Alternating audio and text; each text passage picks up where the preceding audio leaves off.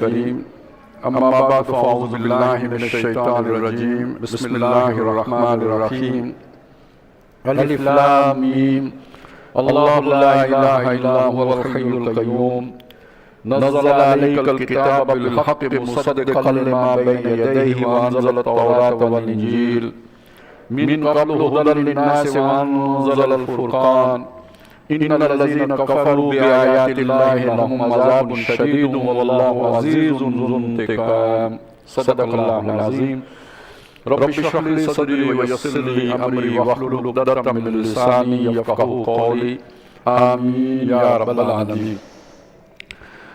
اب ہم سورہ آل عمران پڑھیں گے، اور سورہ آل عمران اور سورہ بقرہ میں بڑی مناسبت ہے، مضامین کی بھی مناسبت ہے، ظاہری مناسبت بھی ہے۔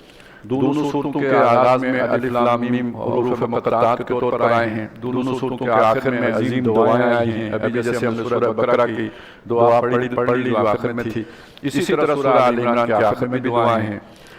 پھر یہ کہ سورہ بقرہ میں جس طرح پہلے حصہ تھا، یعنی تقریباً نصف تقسیم تھی، پہلے حصے میں سابقہ امت مسلمہ سے خطاب تھا، اور دوسرے حصے میں اب جو امت بنی ہے اس سے خطاب ہے۔ تو سورہ آل عمران کا جو پہلا حصہ ہے وہ اہل کتاب کا جو دوسرا جزء ہے، یعنی نصارہ عیسائی جو ہیں، ان سے خطاب ہے، ان پر اتمام حجت ہے۔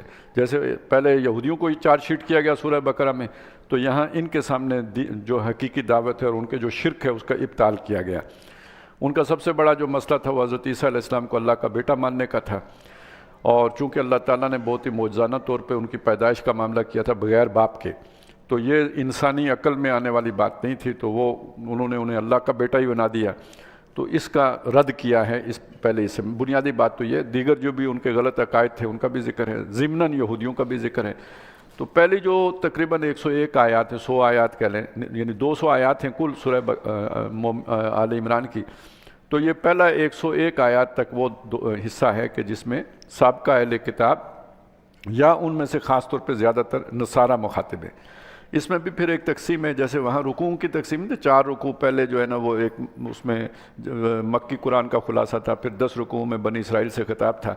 تو اس کی آیات کی تقسیم کو ذہن میں رکھیں کہ پہلی 31 آیات میں بڑی جسے کہتے ہیں جیسے دعوت دی جاتی ہے درد کے ساتھ اور درد دل کے ساتھ، وہ انداز ہے خیر خواہی کے جذبے کے ساتھ، اور پھر اس کے بعد جو 32 آیات ہیں ان پر اتمام حجت کیا گیا ہے۔ جو آخری 38 آیات ہیں ان میں بیچ میں یہودیوں کا ذکر بھی آ جاتا ہے اور نصرانیوں کا ذکر بھی، وہ ذرا ایک جو ہے نا وہ مل کے چلتی ہے، دونوں کا اختلاط وہ خطاب میں ہے۔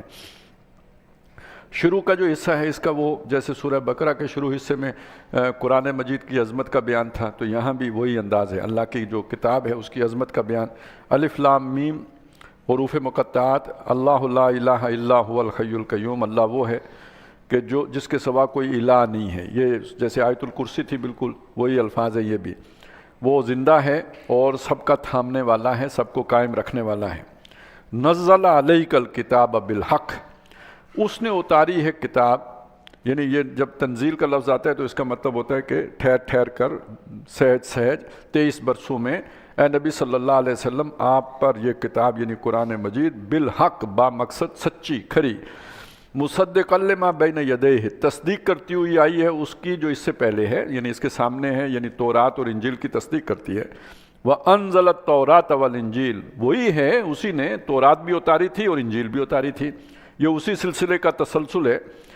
من قبل هُدًى لِلنَّاسِ، اس سے پہلے لوگوں کے لیے ہدایت کا باعث وہ تھی۔ وَأَنزَلَ الْفُرْقَانَ، اور اس نے فرقان اتارا، یعنی یہ کہ یہ جو کتاب اتاری ہے یہ فرقان ہے، حق و باطل میں فرق کرنے والی ہے۔ اس کے لیے سورہ بقرہ میں ہم نے پڑھا تھا شہر رمضان الذی انزل فیہ الکتاب وانزل فیہ القرآن ھدی للناس وبینات من الھدی والفرقان، تو یہ حق و باطل میں فرق کرنے والا ہے۔ ان الذین کفروا بآیات اللہ، بے شک جو لوگ اللہ کی آیات کا کفر کریں، انکار کریں، نہ مانیں، تورات بھی اللہ کی آیات تھی، انجیل بھی اللہ کی آیات، اور اب قرآن اللہ کی آیات ہے۔ جو اللہ کو ماننے والا ہے اسے اللہ کی تمام آیات کو ماننا ہوگا، یہ نہیں کہ تورات اور انجیل کو مان لے کفایت کرے گا، نہیں۔ اب اگر قرآن کو نہیں مانے گا تو اس کے وہ ایمان معتبر نہیں ہوگا۔ تو بے شک جو لوگ اللہ کی آیات کا انکار کرتے ہیں لہم عذاب شدید، ان کے لیے سخت عذاب ہے۔ واللہ عزیز ذو انتقام، اور اللہ تعالیٰ انتقام لینے والا ہے، زبردست ہے۔ ان اللہ لا یخفی علیہ شیء فی الارض ولا فی السماء، بے شک اللہ وہ ہے جس سے کوئی شے پوشیدہ نہیں ہے، نہ آسمان میں نہ زمین میں۔ هو الذی یصورکم فی الارحام، وہی ہے جس نے تمہاری تصویر کشی کی ہے ریمو کے اندر، کیف یشاء، جیسے اس نے چاہا۔ لا الہ الا هو العزیز الحکیم، نہیں ہے کوئی الہ، کوئی حاکم، کوئی مقتدر، کوئی بادشاہ، کوئی پالنہار، کوئی حاجت روا، کوئی مشکل کشا مگر وہی، اور کوئی عبادت کے لائق۔ العزیز الحکیم، زبردست ہے اور حکمت والا ہے۔ هو الذی انزل علیک الکتاب، وہی ہے جس نے اے نبی آپ پر یہ کتاب اتاری۔ اب اس کتاب کی ذرا جو ایک خاص جو ہے نا عظمت ایک خاص پہلو سے بیان کی جا رہی ہے۔ منہ آیات محکمات، اس میں وہ آیات بھی ہیں جو محکم ہیں، پکی ہیں، یعنی کیا مطلب جس کے معنی بہت واضح ہیں، ان کو تبدیل نہیں کیا جا سکتا، ان میں جو ہے نا کوئی غلط معنی انہیں نہیں پہنائے جا سکتے۔ ہن ام الکتاب، وہ تو اصل کتاب ہے۔ وَأُخَرُ مُتَشَابِهَاتٌ، کچھ آیات وہ بھی ہیں جو ملتی جلتی ہیں۔ ملتی جلتی کا مطلب کیا کریں گے ہم؟ یہ کر لیں کہ جن کے معنی کے تعین ممکن نہیں ہے، بالکل واضح طور پر ان کے معنی کو متعین کرنا ممکن نہیں ہے۔ وجہ کیا ہے؟ دیکھیے، کسی جو ہم الفاظ استعمال کرتے ہیں، میں آپ کے سامنے بات کر رہا ہوں، یا کوئی تحریر لکھتا ہے تو ہم الفاظ کے ذریعے سے اپنے خیالات دوسرے تک پہنچا رہے ہوتے ہیں۔ اب ان الفاظ سے جو خیال وہ سمجھے گا، اگر اس کا ذاتی تجربہ ہے ان الفاظ سے، اس خیال کو وہ پہلے سے آنکھوں سے دیکھا ہوا ہے، تو ان الفاظ سے اس خیال تک وہ پہنچ جائے گا۔ لیکن اگر فرض کریں وہ محض ایک تصور ہے، تخیل ہے، تو پھر میرے الفاظ کا جو تخیل وہ قائم کرے گا وہ اس کا اپنا تصور ہے، جو اس کا اپنا خیال ہے۔ ضروری نہیں کہ میں اپنا تخیل پوری طرح الفاظ کی صورت میں اس کے ذہن میں انڈیل سکوں۔ ایک آسان سی مثال چلیں، وہ مینار پاکستان کی آئی تھی، وہ دوبارہ ایک آدمی نے مینار پاکستان دیکھا ہوا ہے، میں کہتا ہوں مینار پاکستان، تو جو میرے ذہن میں ہے وہی اس کے ذہن میں بھی آئے گا۔ لیکن جس نے مینار پاکستان نہیں دیکھا ہوا اس کے سامنے جب میں کہوں گا مینار پاکستان، پہلی بات ہے تو اس سے اسے پورا جو ہے نا مضمون سمجھ میں نہیں آئے گا کہ مینار پاکستان کا کیا مطلب ہے۔ پھر میں اسے کہوں گا کہ وہ ایک مینار ہے، مینار اس چیز کو کہتے ہیں، اس مینار کی بلندی یہ ہے، اس کی جو ہے نیچے جو اس کا بیس ہے وہ ایسا ہے۔ اب یہاں اس کا اپنا تخیل کام کرے گا، رڈار چلائے گا وہ، اب جو مرضی بنا لے وہ۔ آپ میں سے اگر کسی کو تجربہ ہو، سمندر کے بارے میں تو ہم سب نے سنا ہے، کراچی کے بارے میں ہم نے سنا ہے جی کراچی سطح سمندر سے کچھ نیچی ہے، پتہ نہیں کتنی نیچی ہے۔ تو ہم نے جب بچپن میں یہ بات سنی تو ایسا لگا جیسے سمندر آ کے یوں کھڑا ہو جاتا ہوگا ادھر، باقی یہ کہ اب آگے سلوپ ہے اور پھر کراچی ہے۔ اب یہ دیکھیں یہ ہمارا تصور ہے، لیکن جب جا کے دیکھا تو ایسا نہیں تھا۔ تو اب یہ ہوتا ہے کہ جب آپ نے ایک شے دیکھی نہ ہو اور اس کا کوئی خیال آپ کے سامنے پیش کیا جائے اور الفاظ کی صورت میں پیش کیا جائے، تو تصور آپ اپنی سمجھ کے مطابق باندھتے ہیں، جس کے اندر اونچ نیچ ہو سکتی ہے۔ تو اب ایک تصور میں نے باندھا، ایک تصور آپ نے باندھا، ایک کوئی چوتھے نے باندھا، اب یہ ملتی جلتی بات ہو گئی، الفاظ وہی رہیں گے، خیال اپنا اپنا ہو جائے گا، میں نے کچھ اور بنایا، آپ نے کچھ اور بنایا۔ تو یہ کن چیزوں میں ہوگا؟ دیکھیں قرآن یا تورات یا انجیل، جو بھی اللہ کا کلام ہے، الہامی کتابیں، ان میں جو وہ چیزیں ہیں یا جسے ہم ایمان بالغیب کہتے ہیں، جسے سورہ بقرہ کے شروع میں کہا گیا تھا یؤمنون بالغیب، غیب پر ایمان رکھتے ہیں۔ اب غیب کی چیزیں وہ ہیں جو ہم نے دیکھی نہیں ہیں، جب دیکھی نہیں ہے تو ان کا جب تعارف کرایا جائے گا تو اس میں ہمارا جو اپنا جو بھی ہماری استعداد ہے یا جو بھی ہماری تخیل کی پرواز ہے اس کے مطابق ہم اپنا کوئی تصور بنا لیں گے۔ اب وہ اللہ کا تصور کرنا ہے، ظاہر ہے اللہ کو دیکھا تو کسی بھی نہیں ہے، تو آپ نے کس اللہ کو جانا ہے؟ حور کا تصور کسی کا ہوگا پتہ نہیں کتنے 100 فٹ بلند ہے، اور کسی کا کیا ہوگا، اپنے اپنے تصور ہوں گے، جیسی مطلب آپ کی حصے جو ہوگی وہ جمالیات، اس کے مطابق آپ حور کے نقش و نگار بنا لیں گے۔ لیکن وہ لفظ تو قرآن میں ایک ہی ہے، حور۔ تو اب اس سے آپ سمجھ لیں کہ یہ تمام معلومات جو غیب کے بارے میں قرآن مجید دے رہا ہے وہ ساری کی ساری متشابہات کے دائرے کے اندر آئیں گی۔ قبر کے حالات و واقعات ہیں، جنت کے حالات و واقعات ہیں، دوزخ کے حالات و واقعات ہیں، یا سابقہ امتوں کے جو حالات و واقعات ہیں جو ہم نے نہیں دیکھی ہیں، یہ ساری کی ساری باتیں جو ہیں وہ متشابہات میں آئیں گی۔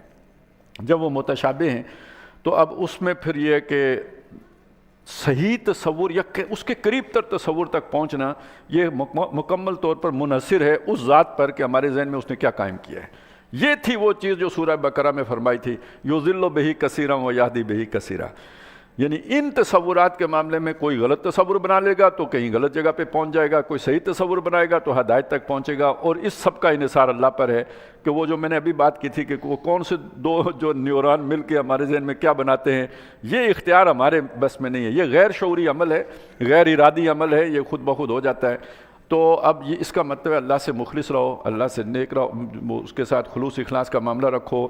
یہ دنیا کی محبتیں، یہ جو پچھلے ابھی ہم پڑھ کے آئے ہیں، ان سے اوپر اٹھو تاکہ تمہارا ذہن صحیح کام کرے۔ اصل سلیم العقل اسی کو کہتے ہیں، یعنی جس کی عقل سالم ہے، یعنی درست نتیجہ نکالتی ہے، اسی کو حکمت کہتے ہیں۔ یؤتی الحکمت من یشاء، جسے حکمت دیتا ہے چاہتا ہے، تو جسے حکمت مل گئی وہ صحیح نتیجہ نکال لیتا ہے، جسے حکمت نہیں ملی اس کے اندر کجی ہے، سوچ کی کجی ہے، وہ نتیجہ بھی کج نکالے گا، اور یوں وہ پورا ڈائیورژن اس کی پوری زندگی کے رستے کے اندر آ جائے گی۔ یہ ہے مضمون جو یہاں پہ بیان کیا۔ اسے تمہیداً بیان کیوں کیا؟ یہ جو وفد آیا ہوا نصارہ کا، اب دیکھیں نا، یہ حضرت عیسیٰ علیہ السلام کا معاملہ بھی متشابہ امر ہے۔ ایک چیز آپ کو سمجھ ہی نہیں آ سکتی کہ باپ اگر نہیں ہے تو بیٹا کیسے پیدا ہو گیا، یہ انسانی عقل سے باہر بات ہے، یہ اس کے تجربے میں آنے والی شے نہیں ہے۔ اب اسے کہیں کہا گیا کلمۃ اللہ ہے، کہیں کہا گیا روح اللہ ہے۔ اب یہ کلمۃ اللہ یا روح اللہ سے کسی نے بنا لیا بیٹا، اور حضرت عیسیٰ علیہ السلام نے چونکہ بار بار وہ الفاظ استعمال کیے، تمہارا آسمانی باپ، تمہارا آسمانی باپ، انہوں نے سچ مچ کا باپ بنا دیا۔ تو یہ جو متشابہ چیزیں ہوتی ہیں اس کے اندر الفاظ کے غلط معنی کے نتیجے میں پوری سوچ بدل جاتی ہے، عقیدہ ہی خراب ہو جاتا ہے۔ تو اس لیے اس بات کو یہاں پہ رکھنا بہت ضروری تھا کہ کوئی باتیں تو وہ ہوتی ہیں محکم، جن سے آپ بھی واقف ہیں، میں بھی واقف ہوں۔ اللہ نے کہا آسمان اور زمین، اچھا زمین سے تو ہم واقف تھے، لہذا زمین کے بارے میں ایک محکم رائے بنے گی کہ زمین کس کو کہتے ہیں۔ آسمان سے آج بھی نہیں واقف کہ آسمان کس کو کہتے ہیں۔ اقبال نے کہا نا، ایک ردائے نیلگوں کو آسمان سمجھا تھا میں، تو یہ جو کچھ نظر آ رہا ہے جسے ہم نیلا آسمان کہتے ہیں، یہ تو آسمان نہیں ہے، اس کی اصل حقیقت کیا وہ آج بھی نہیں معلوم۔ تو اب آسمان سے ہر ایک آدمی اپنی اپنی قوت پرواز کے مطابق کوئی نقشہ بنا لے گا، تو یہ اب آپ سب یہ ساری متشابہ چیزیں ہو جائیں گی۔ تو اس کی وہ آیات بھی ہیں جو محکم ہیں، جن کے معنی واضح ہیں، دو ٹوک ہیں جن میں دو آرا ممکن ہی نہیں ہیں۔ ہن ام الکتاب، وہ اصل کتاب ہیں، وہ اخر و متشابہات، اور آخری کچھ متشابہات بھی ہیں۔ اب یہ آدمی سوچ سکتا ہے نا متشابہات کیوں اتاری ہیں، یہ نہیں اتارتے تو آپ کو ایمان بالغیب کی خبریں کیسے ملتی؟ تو وہ تو لازم تھا۔ اچھا، اسی لیے بہت ساری جو یہ آسمانی کتابیں ہوتی ہیں نا، ان میں مثالیں بیان کی جاتی ہیں، تمثیلات اس میں بہت زیادہ ہوتی ہیں، اسی وجہ سے ہوتی ہیں کہ ایک مضمون جو الفاظ میں نہیں بیان کیا جا سکتا اسے مثال کے طور پر بیان کیا جاتا ہے۔ فَأَمَّا الَّذِينَ فِي قُلُوبِهِمْ زَيْغٌ، تو جن لوگوں کے دل میں کجی ہوتی ہے، ٹیڑھ ہوتا ہے، وہ جو سورہ بقرہ میں فی قلوبہم مرض کہا گیا تھا، جن کے دل کج ہوتے ہیں، جن کے دلوں میں دنیا کی محبت خوبی ہوتی ہے، فَيَتَّبِعُونَ مَا تَشَابَهَ مِنْهُ، وہ پیچھے چلتے ہیں اس کے کہ جو ان کو اپنے تصور کے سے ملتا جلتا معلوم ہوتا ہے، وہ اس کا معروضی یا آبجیکٹیولی اس کو نہیں سمجھ سکتے کہ وہ ہے کیا، وہ ان کے اندر جو ایک سبجیکٹ پہلے سے موجود ہوتا ہے اس کے ساتھ اسے جوڑ لیتے ہیں۔ یہ ہے اصل میں گمراہی کی جو بنیاد پڑتی ہے۔ آگے جا کے آتا ہے نا، اصل میں قرآن مجید نے جو حضرت عیسیٰ علیہ السلام کے کہا کہ وہ کلمۃ منہ، وہ اللہ کی طرف سے ایک کلمہ ہے، اس کی بنیاد پر انہوں نے گویا دلیل پکڑ لی۔ یہ تو قرآن وہی بات کہہ رہا ہے جو ہم کہہ رہے ہیں۔ تو یہ چونکہ ان کے دل میں وہ پہلے سے بیٹھا ہوا تصور تھا، تو وہ قرآن کی یہ بات انہیں اپنے اس تصور کے قریب معلوم ہوئی۔ فَأَمَّا الَّذِينَ فِي قُلُوبِهِمْ زَيْغٌ فَيَتَّبِعُونَ مَا تَشَابَهَ مِنْهُ ابْتِغَاءَ الْفِتْنَةِ۔ اب یہاں سے ایک نئی بات یہ ہے کہ جس کی نیت ہی خراب ہے، دیکھیں گمراہ تو وہ بھی ہو سکتا ہے جس کی نیت نہیں بھی خراب، زیغ ہے اس کے قلب میں تو یہ مسئلہ ہو جائے گا، لیکن ایک آدمی اس کی نیت ہی خراب ہے، اس نے بیانیہ بنانا ہے باقیوں کو بھی گمراہ کرنے کے لیے، تو اب اس چیز کو وہ پکڑ کر باقیوں کو بھی جو ہے نا وہ کنفیوژن سے دو چار کرے گا، تو اس کو یہاں کہا ابتغاء الفتنہ، فتنے کی تلاش میں، وابتغاء تاویل، دوسری بات یہ ہے کہ اس کی تاویل یعنی اس کی کنہ کو پہنچنا، اس کی عین حقیقت کو سمجھنے کی کوشش کرنا جو ممکن نہیں ہے۔ جب تک آپ حور کو دیکھ نہیں لیں گے اس وقت تک اس کا صحیح قد کاٹ آپ معلوم نہیں کر سکتے کہ کیا ہے۔ جو کچھ بھی آپ مطلب جو کچھ آپ بیان کر دیں گے وہ تو پھر ہیلی کاپٹر کے بغیر حور کا طواف بھی نہیں کیا جا سکتا۔ لیکن یہ کہ یہ سمجھ لیجئے کہ یہ اصل میں یہ مغالطہ کیوں لگا آپ کو، اسی لیے لگا کہ آپ نے جو بھی تصور بنایا ہوا تھا اس کے ساتھ وہ چیزیں جوڑ لی۔ تو یہ تعویل کا مطلب اس کی کنہ کو سمجھنا، غیب کی ایک شے اس کی کنہ کو سمجھنا۔ اب ہمیں معلوم ہے کہ جو ابھی ہم پڑھ کے آئے ہیں، جو اللہ کی راہ میں قتل کیے گئے انہیں مردہ نہ کہنا، وہ زندہ ہیں، یہ اجمالاً مان لیں زندہ ہیں۔ اب آپ اگر اس چکر میں پڑ گئے کیسے زندہ ہیں، جیسے میں اور آپ زندہ ہیں اس طرح زندہ ہے، اچھا ان کی شادی بھی ہوتی ہے کہ نہیں ہوتی ہے، اور پھر بچے بھی پیدا ہوتے ہیں کہ نہیں، اب اس چکر میں پڑیں گے تو پھر کام خراب ہو جائے گا۔ یہ تعویل ہے، یعنی اس کی تمام حقائق معلوم کرنے کی کوشش کرنا، اس زندگی پر، دنیا کی زندگی پر قیاس کرتے ہوئے، یہاں سے آپ غلطی کریں گے اور ٹھوکر کھائیں گے۔ وما یعلم تاویلہ، اور اس کی اصل حقیقت کو نہیں سمجھ سکتے الا اللہ، سوائے اللہ کے، کسی کے بس میں نہیں ہے اس کی اصل حقیقت جاننا۔ والراسخون فی العلم، اور جو علم میں رسوخ رکھتے ہیں۔ اب اس کا ایک معنی یہ کیا گیا ہے، یعنی یہ تو علیحدہ بات ہوئی کہ یعنی جملہ مستانفہ ہے، یعنی نیا جملہ شروع ہو رہا ہے، اس کی اصل حقیقت کو صرف اللہ جانتا ہے، لیکن بعض لوگوں نے اس واو کو عاطفہ بھی مانا ہے، یعنی بعض علماء نے، اور انہوں نے کہا کہ جو راسخون، جن کو علم میں رسوخ ہو گیا ہو۔ اب یہ کون سا رسوخ ہے؟ یہ 14 علموں والا رسوخ نہیں ہے، جن لوگوں نے ٹھوکریں کھا کے، ٹکریں مار کے، زندگی میں ہر طرح کی قربانیاں دے کے، اور جنہیں وہ رشد والی نگاہ مل گئی ہو، جن کا دل روشن ہو گیا ہو، اور وہ ان حقائق پر، یہ جو ایکسٹرا سینسری پرسپشنز ہیں نا، اس کی بنیاد پر وہ سمجھ گئے ہوں کہ یہ اصل حقیقت کیا ہے، کوئی کشف ہو گیا ہو، کوئی یہ اس طرح کی معاملہ ہے، تو پھر اگر وہ راسخون فی العلم مانیں گے تو وہ یہ والا علم نہیں ہے جو ہم کسب کرتے ہیں، یہ وہ والا علم ہے جو قربانی، محنت، اللہ کی خاطر جو ہے نا قربانیاں دینے کے نتیجے میں جو سینس، میں نے جس کے لیے لفظ استعمال کیا تھا، جو سینس ڈیولپ ہو جاتی ہے، یہ پھر وہ ہوگا۔ لیکن یہاں آپ اسے جو ہے نا عاطفہ نہ مانیں، وہ مانا بڑا مشکل ہو جاتا ہے، اسے اپنی گرفت میں لے کے آنا۔ تو آسان بات یہ ہے کہ اسے آپ علیحدہ جملہ مانیں، ان اصل معنی اللہ جانتا ہے۔ والراسخون فی العلم، جنہیں علم میں رسوخ ہوتا ہے، جو سطحی لوگ نہیں ہوتے، گہرائی سے جانتے ہوتے ہیں بات کو، یقولون آمنا بہ، وہ یہ کہتے ہیں کہ ہم ایمان لائے، ہم نے مان لیا، بس اللہ نے فرمایا یہ ہے، ہوگا، بالکل ہوگا ایسا ہی۔ کل من عند ربنا، سب کا سب ہمارے رب کی طرف سے ہے، محکمات بھی اس کی طرف سے ہیں، متشابہات بھی اس کی طرف سے ہیں۔ وما یذکر الا اولو الالباب، اور نصیحت نہیں پکڑتے مگر وہی جو عقل مند ہوتے ہیں۔ اب یہی وہ بات تھی جو حکمت کے ساتھ پچھلی صورت میں آئی تھی، وَمَن يُؤْتَ الْحِكْمَةَ فَقَدْ أُوتِيَ خَيْرًا كَثِيرًا وَمَا يَذَّكَّرُ إِلَّا أُولُو الْأَلْبَابِ۔ یہ بات یہاں پہ آئی، راسخون فی العلم، یعنی الراسخون فی العلم، اور وہ کہ جن کو اللہ نے حکمت دی ہو۔ وَلَقَدْ آتَيْنَا لُقْمَانَ الْحِكْمَةَ، یہ دونوں ایک شخصیات ہیں۔ رَبَّنَا لَا تُزِغْ قُلُوبَنَا، وہ کیا کہتے ہیں یہ الراسخون فی العلم؟ اے ہمارے رب، ہمارے دلوں کو کج نہ کر دینا، بعد اذ ہدیتنا، بعد اس کے کہ تو نے ہمیں ہدایت دے دی ہے۔ اب ذرا تصور کا فرق نوٹ کریں، جب ہم مسلمانوں کے گھروں میں پیدا ہو گئے، اب ہم نہ چنتے ہیں کہ ہمیں کوئی فکر، کوئی مشکل ہمیں نہیں آئے گی، لیکن جن کو رسوخ فی العلم ہوتا ہے، انہیں ہدایت جب ملتی ہے وہ ڈرتے رہتے ہیں کہ ہدایت کے بعد بھی دل کج ہو جاتے ہیں، واپس گمراہی کی طرف بھی انسان جا سکتا ہے۔ وہ سب سے بڑی دعا یہ مانگتے ہیں، ہمارے رب ہمارے دلوں کو کج نہ کر دینا۔ دنیا کی محبت تو خود بخود پیدا ہو جاتی ہے نا، اور عمر کے کس حصے میں پیدا ہوتی ہے آپ نہیں کہہ سکتے، اور جو ہی پیدا ہوگی اس کے نتیجے میں دل کج ہوگا، بجائے ادھر لو لگانے کے ادھر لگانا شروع کر دے گا، یہی تو کجی ہے نا، ٹیڑھ پنا ہے یہ۔ ربنا لا تزغ قلوبنا بعد اذ ہدیتنا وہب لنا من لدنک رحمہ، اور اپنے پاس سے ہمیں رحمت سے نواز، انک انت الوہاب، بے شک تو بہت ہی عطا کرنے والا ہے۔ ربنا انک جامع الناس، اے ہمارے رب تو بے شک جمع کرنے والا ہے لوگوں کو، تمام لوگوں کا جمع کرنے والا ہے، لیومن، ایک ایسے دن میں، لا ریب فیہ، جس میں کوئی شک نہیں ہے۔ سورہ بقرہ میں لا ریب آیا تھا، اس قرآن کے حوالے سے اس میں یہ کتاب ہے، ذالک الکتاب لا ریب فیہ، یہاں پہ اس کے ساتھ دوسری بات آ گئی، وہ دن ہے جس کے وقوع پذیر ہونے میں کوئی شک نہیں ہے۔ یہ کمبینیشن ہے، اسی کو نبی صلی اللہ علیہ وسلم نے فرمایا، یہ دلوں کو جلا ملتی ہے کس سے؟ ما جلاؤہا یا رسول اللہ، تو کیسے ملے گی، یہ زنگ کیسے اترے گا؟ تو حضور نے فرمایا کثرت ذکر الموت و تلاوت القرآن، یہ کمبینیشن ہے، اس میں بھی شک نہیں، اس کے اللہ کی طرف سے نازل ہونے میں بھی شک نہیں۔ لا ریب فیہ ان اللہ لا یخلف المیعاد، بے شک اللہ تعالیٰ اپنے وعدے کے خلاف نہیں کرتا۔ ان الذین کفروا، بے شک وہ لوگ جنہوں نے کفر کیا، لن تغنی عنہم اموالہم ولا اولادہم من اللہ شیئا، کفر کیوں کیا؟ دنیا کے مفادات کی وجہ سے کیا، مال و اولاد میں اضافے کے لیے کیا، تو ان کے مال، اب اس مال کے اندر جمع کر لیجئے عہدے، حیثیتیں، مقام، مرتبہ، سٹیٹس، رتبہ، بادشاہی، سارا جمع کیجئے اسی میں، اور اولاد، اللہ کے مقابلے میں ان کے کچھ کام نہ آئیں گے، یہ ساری چیزیں دنیا میں رہ جائیں گی۔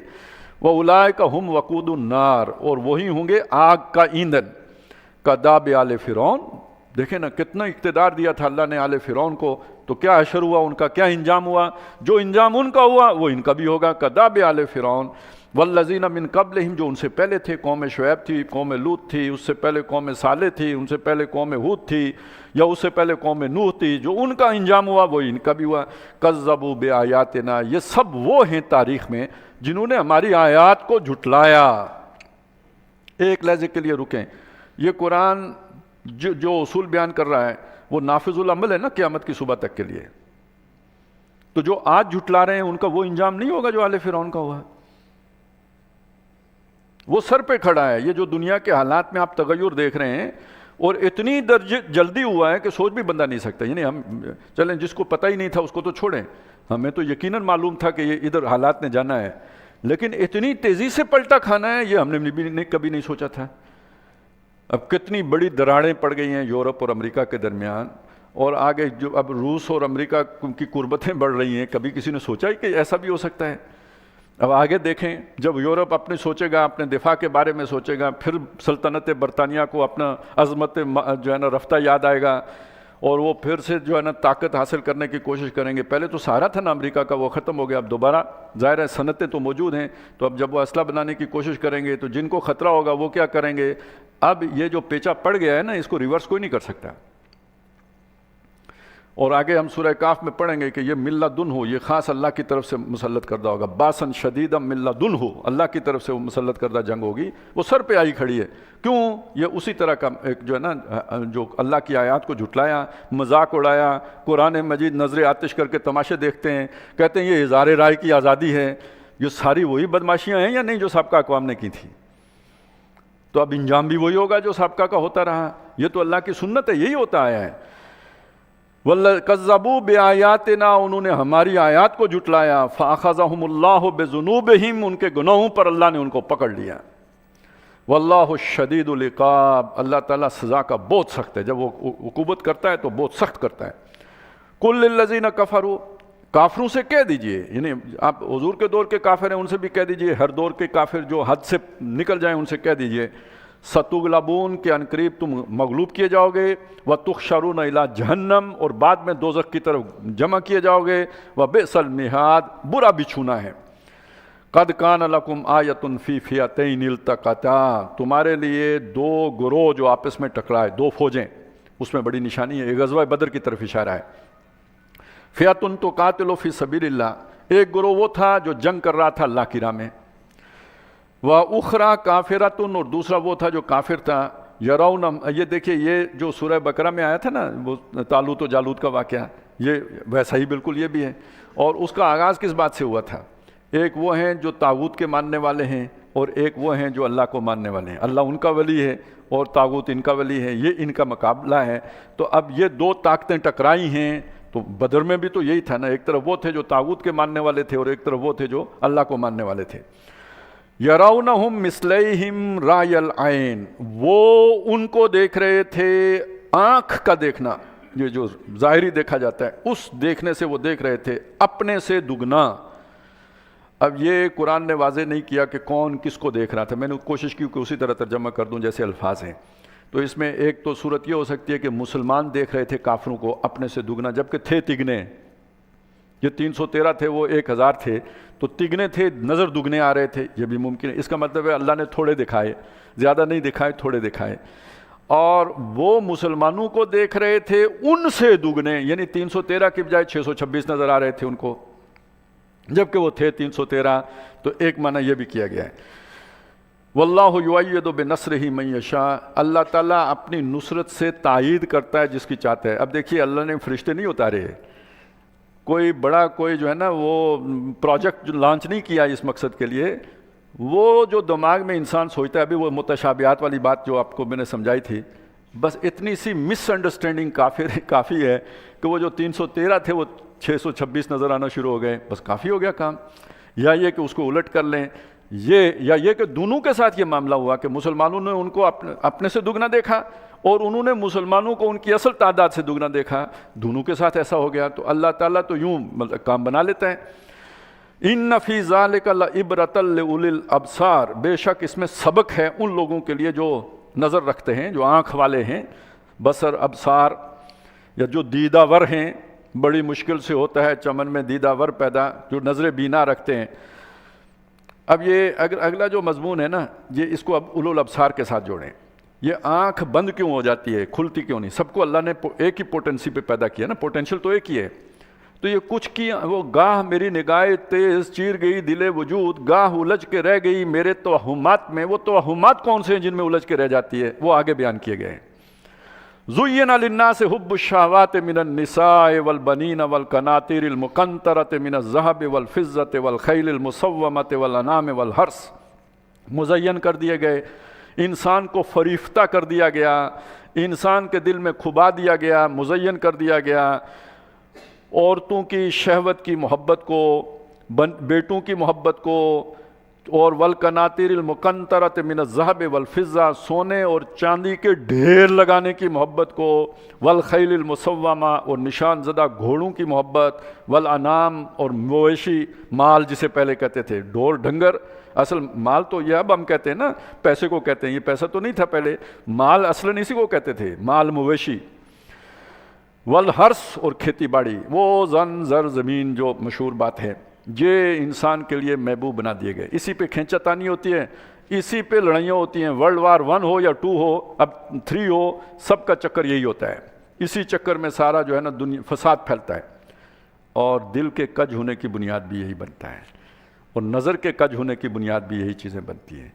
تو یہ جو دنیا کے ان اسباب میں الجھ کے رہ گئے، وہ توہمات میں. توہمات کیوں کہا؟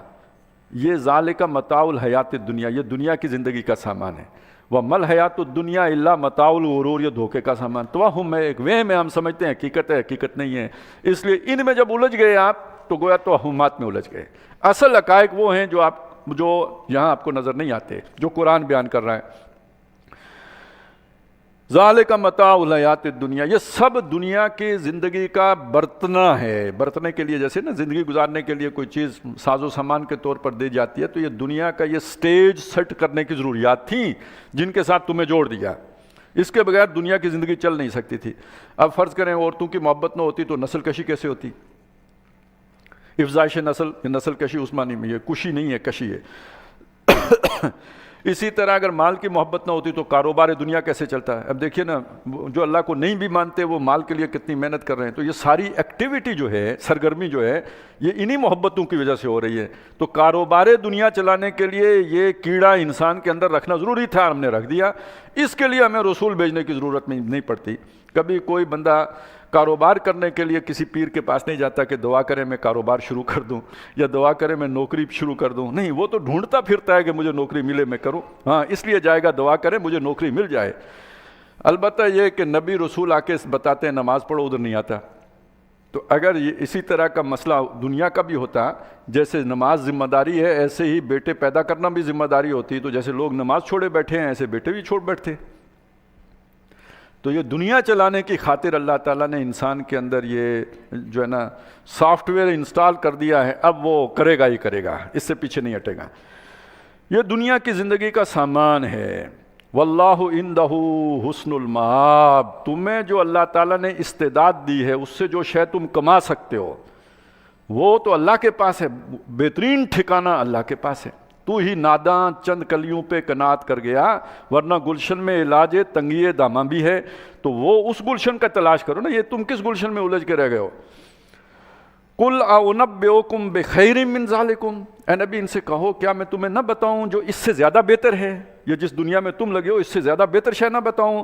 للذین اتقوا، وہ لوگ کے جو ڈرنے والے ہیں، یعنی اللہ کے پرہیزگار جو لوگ ہیں. ان للذین اتقوا عند ربہم، ان کے لیے ان کے رب کے ہاں ہے جنات، وہ باغات تجری من تحت الانہار، جن کے درمیان نہریں رواں ہیں، خالدین فیہا، ہمیشہ ان میں رہیں گے. یہ نہر رواں یہ چشمے پہ انسان پکنک کے لیے جاتا ہے، ان کے اپنے ہی جو رہائش گاہ ہوگی وہاں چشمے چل رہے ہوں گے، وہ ازواج مطہراتن پاکیزہ بیویاں ہوں گی جو سورہ بقرہ میں بھی آ چکا ہے اسی طرح، ورضوان من اللہ، اور سب سے بڑی بات کیا ہوگی؟ اللہ کی خوشنودی، اللہ ان سے راضی ہو جائے گا، وہ امتحان میں سرخرو ہوئے، اللہ تعالیٰ ان سے راضی ہیں، واللہ بصیر بالعباد، اللہ اپنے بندوں کو دیکھ رہا ہے، آج جن مشکلات سے گزر رہے ہیں، مصائب سے گزر رہے ہیں، رنج و الم سے گزر رہے ہیں، وہ سب اس کی نگاہ میں ہیں۔